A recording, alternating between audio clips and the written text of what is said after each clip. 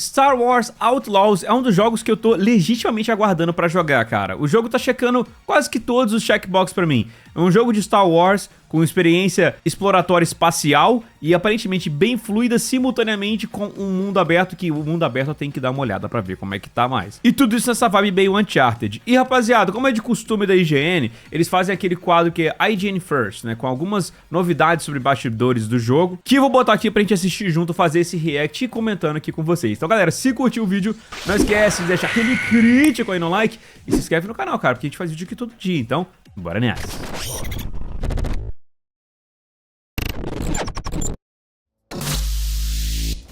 Fala galera, aqui é o Kaká. Vamos direto dar uma olhada ali no IGN First. E já logo de cara, mano, eu tô aqui pra falar com vocês, ó. Olha, tá com bastante taxa de dislike. Aí eu fui ver, cara, olha a thumb que eles botam aqui, mano. É o primeiro Star Wars Open World. Acho que isso aí foi do marketing do próprio Star Wars, né? Porque o diretor desse jogo, ele tá cismando que ele tá fazendo o primeiro Star Wars Open World. Mesmo já tendo galera do próprio jornalismo falando assim, cara, não é. Ele cismou, não, é sim. Tá bom, então deve ter sido tipo ele deve ter pedido pra botar isso na thumb, né? Mas bem, vamos dar uma conferida aqui no vídeo. Making games is really tough. Making open world games is really, really tough. And making Star Wars open world games is the next level of difficulty. Julian Garrity, creative director at Massive Entertainment. E o que o Star Wars tá fazendo, que é uma coisa muito legal, né, cara? É que eu falo isso o tempo todo, parece que tô parecendo uma maritaca, né? Mas é o que o Starfield devia fazer, né? É essa parada que você sinta como se você estivesse numa progressão entre todos os mapas, né? Então a gente tá no espacial, a gente tá numa base espacial, a gente pega a nossa nave, a gente vai pra um mundo aberto, né? Então é bem interessante, is bem up for a challenge. For the first time ever, we're getting a fully open world Star Wars video game. It's been a long time coming, but after back-to-back successes with both The Division and The Division 2, Garrity was in the mood to take a risk. This is maybe just my approach, but even if it's scary, you've got to do it. You've got to lean into it. What's the downside to pitching a Star Wars game at Lucasfilm Games in George Lucas's old office? I mean, what's the downside to that? If it doesn't work, but you still have that experience. Fast forward several years after that meeting, sem Massive contato aí, Entertainment porque is eu less sei, than pô, 2 fez months away Avatar. from releasing Star Wars Outlaws, a fully realised version of the original pitch described in that office. An open world of dual ambitions, maintain the cinematic legacy of the films, and create immersive scoundrel gameplay that grants you the freedom of the galaxy. I think it's taken this long Canalha to get an imersivo. open world Star Wars game because of how, excuse the pun, massive it is to build a game like this. There are only so many studios in the world who build games of this scale. The door is then open for Massive to come to us and say, this is what we're interested in doing. This is the type of game design and gameplay we want. This is what we're thinking about in terms of an archetype. Where does that fit? It's the outlaw player fantasy. Uma coisa que eu tava dando uma olhada é que apareceu ali o speeder, né? Que demora mais ou menos, acho que não lembro que era 7 ou 10 minutos pra passar todo o speeder assim. Parece pouco tempo, mas pra passar por um mundo todo com 7 minutos com um veículo, pô, é bem grande. Eu fico um pouco apreensivo com o tamanho de open road. Eu prefiro mais uma qualidade do que uma quantidade. E isso é um aspecto que até agora eles não mostraram muito bem, né? De explorar o próprio mundo em si. Eles fizeram bastante essa exploração espacial até, mas do mundo em si é uma coisa que ainda não vimos muito. Será que a gente vai ver aqui? And it's open world. Those were the two main pillars that we pitched. Why open world? Because the outlaw fantasy really needs that to live and breathe. It's a combination of, I think, our DNA as a studio, our background, when we think, okay, what do we have a lot of experience doing? What do we think we're good at? And this fantasy, the scoundrel in Star Wars, begs for freedom. Massive was fully confident in its abilities to create engaging open worlds. The Division offered a bullet-filled action playground, while last year's Avatar Frontiers of Pandora displayed an ability to work well within a Disney license by building a near-unmatched visual paradise. But Star Wars was the new challenge that this team yearned for. Of course, deciding what kind of experience would live inside a Star Wars open world was the first thing that had to be decided. We took a step back, of course, and thought, okay, Star Wars open world, what an opportunity. What does that naturally want to be? And it wants to be the full scale from the very small to the very big, meaning sitting inside a cantina playing Sabak, being able to walk through the street, jump on your speeder, drive across the planet's surface, park literally your bike in your own ship, take off into space seamlessly. That vision of full scale helped secure a green light from Star Wars custodians, but getting Lucasfilm's blessing was just the key in the ignition. Translating the cinematic spectacle of the original Star Wars movie trilogy into an open world, set between Empire Strikes Back and Return of the Jedi, two of the most iconic films of all time, was the actual challenge. One that Massive set out to address in every aspect of Outlaws, from the way it looks and sounds to the type of action-adventure gameplay it supplies. Fire up the hyperdrive. Uma coisa que, assim, viram rapidamente ali, parece que tem bastante área diferente até no quesito da espaçonave, né?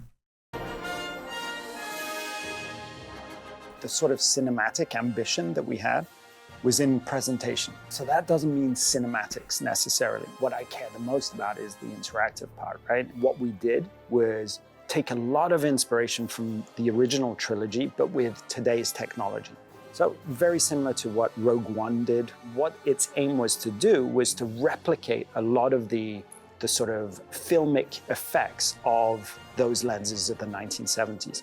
So you'll see barrel distortion on the sides, vignetting, film grain, chromatic aberration, and of course, all wrapped up in an ultra widescreen presentation. Que a galera do PC não gosta, não. Eu acho boa, cara. At large, acho boa, não me incomoda. I think very much for Star Wars as well, and not always scale in that it needs to be grand, but it needs to be conscious. The scale of Tatooine needs and should and does in our game feel very different. It breeds, open sand dunes, long sight lines. You see, it's easy to pick up any little anomaly on the horizon, and there might be an opportunity for you compared to the dense streets of Kijimi. Scale is something written into the very DNA of Star Wars, whether seen on the big or small screen. Greg Fraser, Rogue One's director of photography, recently told IGN that if you watch any Star Wars film, that's what it's all about. It's, knowing how big a human is going into this massive Millennium Falcon. You know how big the Millennium Falcon is going to this massive Death Star. It's scale upon scale upon scale. It's a philosophy Garrity and the team at Massive took into Outlaws when crafting the introduction to its open world. One of our intentions was, for the beginning of the game, to make it feel very small and then bigger and bigger and bigger and bigger. So, beginning of the game, you start off in one room, and it's claustrophobic, and it's meant to make you feel a little bit trapped. You open up and it's city streets, but it's contained. And then some narrative stuff, and you steal a ship and you explode into the galaxy, and all of a sudden you crash land on this planet, which is wide open world. That sort of sense of everything growing for you, and not just the scale of the galaxy, but the scale of the possibilities for you as a character, as a rookie outlaw. Kay Vess, the Underworld's favorite new scoundrel. Outlaws campaign tells the tale of Kay Vess, a young scoundrel looking to build a team from across the stars in order to pull off one big space heist and remove the death mark placed on her by the Zerek Besh crime syndicate. It's the basis of a story that evokes many other adventures from across both games and film. I love Mass Effect 2. It was one of my favorite games. I think there were Cara, nunca joguei Mass Effect, influences from Ocean's 11, Ocean's 8, to Star Wars itself, the previous films, like that heist feeling was always kind of in the fabric, to just tonally the films of Kurosawa, those original influences to George Lucas. Knowing what sort of story you want to tell is one thing. Telling an engaging story in an open world setting is another task altogether, and one that Kavari is well aware of, having written for Far Cry 4, 5 and 6, as well as The Division. It's one of the things you always have to keep in mind is how are we going to weave a narrative and an open world together so that we're telling the story but also giving you the freedom to sort of go wherever you like. We had a really clear approach on Outlaws, which was there was Kay's journey. We called them sort of lighthouses. There were key points that we knew we want her to hit these, and then that makes her story kind of part of the wider Star Wars narrative. But between those moments, we knew early on that if you got distracted by curiosity, the world had to react to that. It had to expect that the player is going to go off the beaten path. The things that lie off the beaten path are built in accordance to something Massive refers to as the 3-second rule, where within a few blinks of an eye, you can instantly understand the nature of a location or character and the story behind them. Before you espelhinho, even viu? put life in them, they need to visually tell a story about what kind of place it is, what's happened in the past, what type of life and events have taken place in them. So they get that lived-in feeling, and that Adoro aqueles polvinhos lived-in, do deserto. relatable, substantial feel, I think is a hallmark of any good open world, but also very Star Wars. Star Wars' aesthetic has always been rooted in the idea of the used future, where everything from the largest spaceships to the tiniest droids have that instantly recognizable layer of grime. Those small details build up into authentic, cool and bespoke spaces, something Massive has always managed to build into its open worlds. The Division and its sequel are packed full of memorable levels ranging from New York landmarks to Washington DC museums, and that philosophy is being transferred to Outlaw's many planets. Its main missions promise to take us to iconic locations such as Imperial bases and Jabba's palace. Já os We can Imperiais é lean mais into the limpinho, né? virtual Um lugar tourism assim. aspect of, hey, what is the distance between the moisture farms and Mos Eisley and the cantina? There is a linear roller coaster story golden path, if you will. And around that, of course, there's the open world. That's the dream I know I had as a kid. That is what I've always wanted from a Star Wars game, is that, you know, when I'm on a journey, when I'm entering into a quest, it might start on foot. It might start navigating a High Republic cruiser that's crashed, but I want to be able to jump into my speeder and blast off, hop into the Trailblazer, take off into space, maybe land in a space station and meet some characters that factor into my quest or journey along the way. And so that sort of connective tissue of planet or moon to space Ele was seleciona onde crucial, você quer because pousar that's ali. kind of the fantasy that I think players are hoping for. That fantasy and freedom is evidently at the core of Outlaws, and while all 5 planets and moons won't be instantly available to hyperdrive between, Geraghty claims it won't be long into Kay's journey until the galaxy opens up. There's a very structured intro that leads you to crash land on Tashara, which is a moon that we created with Lucasfilm Games. And once you finish the sort of linear narrative on Tashara, the other planets open up. And there it becomes completely non-linear, and you can choose to tackle those in any order you want. Então, eu acho interessante isso, porque não fica muito overwhelming, né? Não fica muita coisa que eles jogam ali pra você ali de mundo. Tem uma progressãozinha assim interessante. E é bom ver também que eles não botaram uma quantidade muito insana, né? De mundos, pra que eles consigam trabalhar bem nesses poucos mundos que eles criaram. Eu acho mais importante. Exploration of these worlds is highly encouraged, with maps that are not, at least initially, flooded with icons and points of interest, because you're seeing these places from a fresh perspective. Kay as a character hasn't seen the galaxy. So the first time Kay comes to Tashara is the first time you come to Tashara. And it's not an unknown, uncharted place. So you'll have a map of where you can see there's mountains over there and stuff, but discovery is what gives you more information. You're going to have to take some risks. You're going to have to go to a cantina, and you can eavesdrop, pick up on some conversations that will lead you to another location that reveals a location within the open world that you have to get on your speeder to go and find. There will be a fog of war that you'll be able to clear up, and that's really where your curiosity will open things up even more. Each of Outlaw's worlds vary in size. Tashara, Massive's newly created moon, is around the same size as the jungle planet of Akiva, but a little smaller than the vast desert of Tatooine. It was less about how big, but more about how long in terms of traversal with the speeder it would be. 4 or 5 minutes non-stop, which doesn't sound like a lot, but once you're committed, que a gente it's a tinha falado fairly nisso. large amount. You're always going to be distracted. Assassin's Creed Odyssey, which was one Eu of acho the bastante games that tempo we ficar were 5 looking at minutos while passando com o creating speeder. this, you have different zones, so it's 2 or 3 of those together. And that doesn't even take into account the vast areas of space that surround each planet and serve as entirely different areas of orbital exploration and opportunity. We'll cover that, as well as the Starship side of the game, in greater depth later on in this month's IGN First. Vai ter mais. A gente cobre também. Quando sair, a gente faz um reactzinho de novo da exploração espacial. Quero ver também como é que vai ser.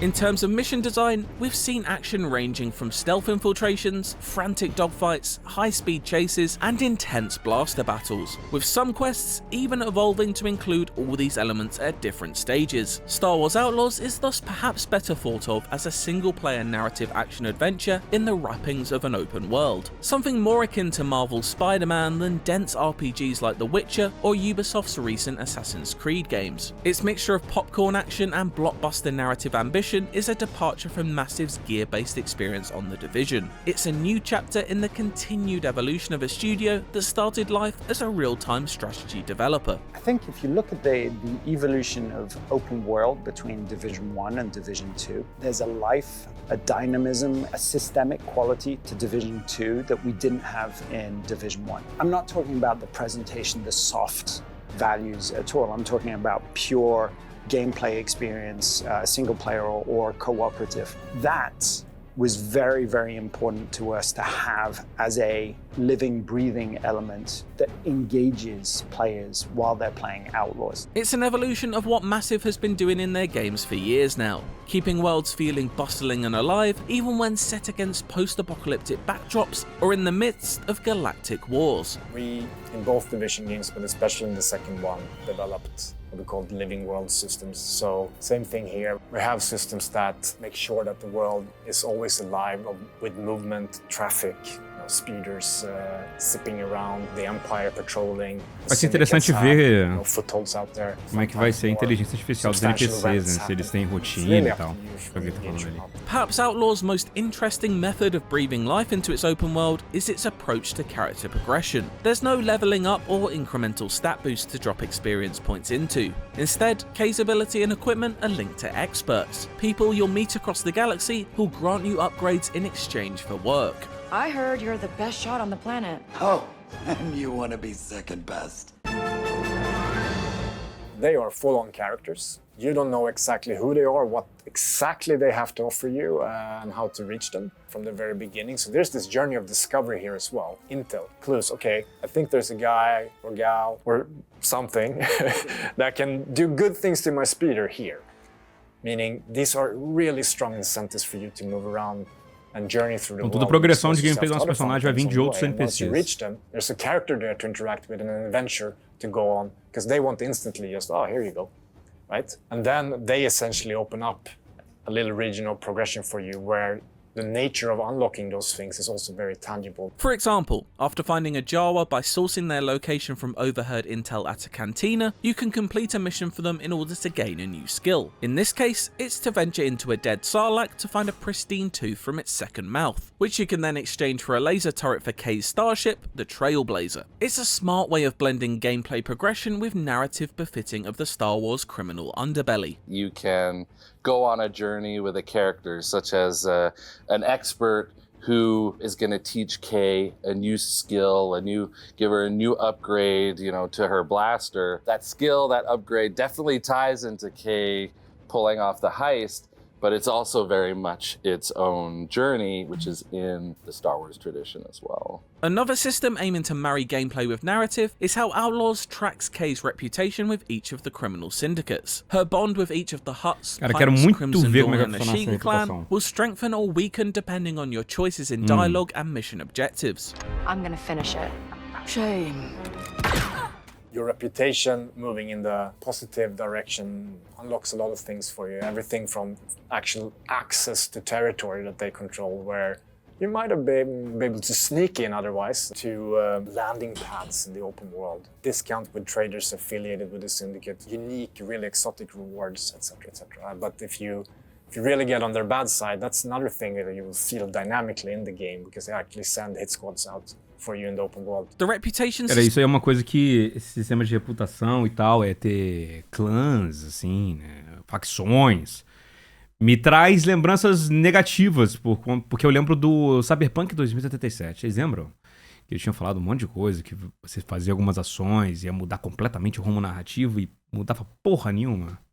Então, vamos ver se aqui no Star Wars realmente vai fazer diferença, você não pode ir em determinado lugar, porque você fez uma coisa, uma facção que é inimiga da outra, entendeu? Você tem algumas consequências narrativas e em gameplay referente às suas escolhas. system doesn't just sit inside of missions though. Smaller opportunities regularly present themselves to boost your relationships among the syndicates. These might be smaller skirmishes where choosing to get involved can benefit you and the organisation you side with, and a strong bond may even help you out with the bigger threat looming over the galaxy. This is getting bad. Hold right! If you've, for whatever reason, ended up wanted and you're being chased by Empire and you cross paths with a syndicate that you have really good reputation with at the moment, they might join in and help you out. Outlaws directly follows the events of The Empire Strikes Back and sees the Imperial forces at the peak of their powers. In gameplay terms, the Stormtroopers are basically like GTA's police and adopt a similar wanted system. Find yourself in a restricted area or accidentally fire a stray laser bullet at a Stormtrooper and you'll quickly find yourself in hot water. It's by no means a revolutionary system when it comes to open world design, but one that is made all the more exciting thanks to a lick of Imperial black and white paint. It has a good range. Não pode tirar nos caras à toa, né? It's really up to you if you want to try and hide or maybe bribe an Imperial officer that's a bit corrupt in a city somewhere or try to jump to a different space. Aí você limpa ali no satélite, mano, o seu estado de procurado. Então, além de tudo, além de ser meio que um Uncharted, uma coisa assim, ainda tem um pouco de elemento de GTA, Red Dead. Expert side missions, and the reputation system at the core of it all, many other snackable activities exist in Outlaws open world. These range from quick contracts such as smuggling and stealing, gambling in Sabacc, to playing asteroid-filled arcade shooter games, and betting on Canto Bight's Favia racing. All of these activities bolster your ever-growing supply of credits, which can be used to purchase new customization and gear options for Kay, her pet-like alien companion Nyx, and the Trailblazer. And yet, there's more. Emergent events frequently take place throughout the open world, whether on land or in space. Every 2-3 minutes there'll be something that's happening, whether it's an ambush or the Empire arresting some civilians or combat with some criminal syndicates, and it's up to you whether you want to engage or not. So with so much to do in Star Wars Outlaws, how does Massive go about avoiding open world bloat? With a near endless galaxy of opportunity, there's the worry that things may spiral, feature creep sets in, and everything just gets too big. The studio correndo ali naquele plano igualzinho Breath of the Wild, vai dizer que não. Oversize, quality over quantity, if you will. We don't want things to be just big for big sake. We need it to be contained, always fun, always proposing different activities. It's about calibrating size to substance. When you see something that stands out for whatever reason, and you go there and look, there's something there to do, and that repeats frequently enough, and that the quests, the bespoke kind of content of the game makes use of it, so that it doesn't feel like a separate experience, but it's all one.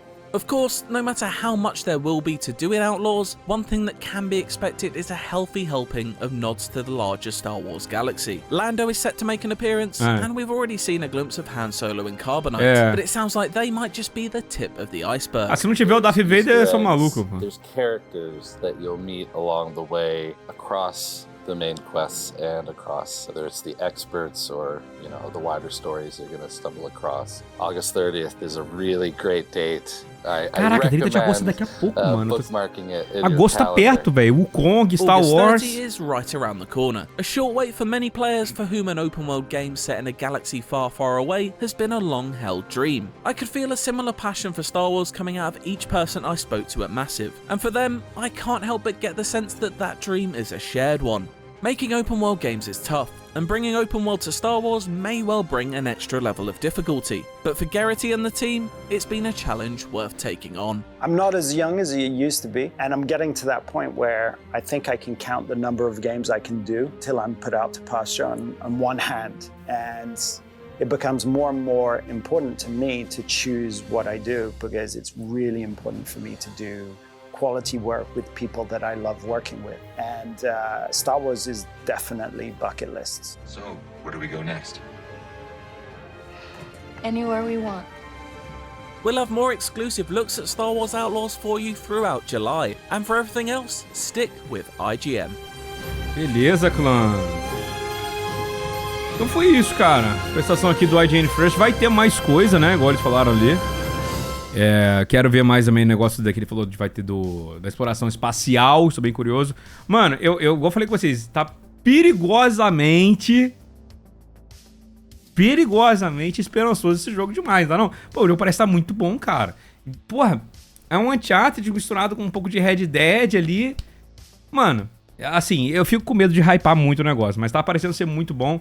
Claro, a gente tem que esperar o jogo sair, também fazer review pra vocês aí, pra ver como é se atendeu minhas expectativas ou não. Tô tentando não hypar tanto assim, apesar de estar, sim, muito animado. Tentar manter as expectativas em xeque. Mas me diz aí o que vocês acharam dessa apresentação, apesar da mentira, né, de ser o Open World. Alguém tem que falar pro diretor, para, cara, tá ficando feio. Mas, assim, de forma geral, eu tô bem esperançoso aqui pelo jogo. Deixa nos comentários o que você achou. Se curtiu o vídeo, se quer deixar aquele crítico demais. Se inscreve no canal, segue a gente nas redes sociais. Ficando por aqui, valeu, um abraço, até mais e fui!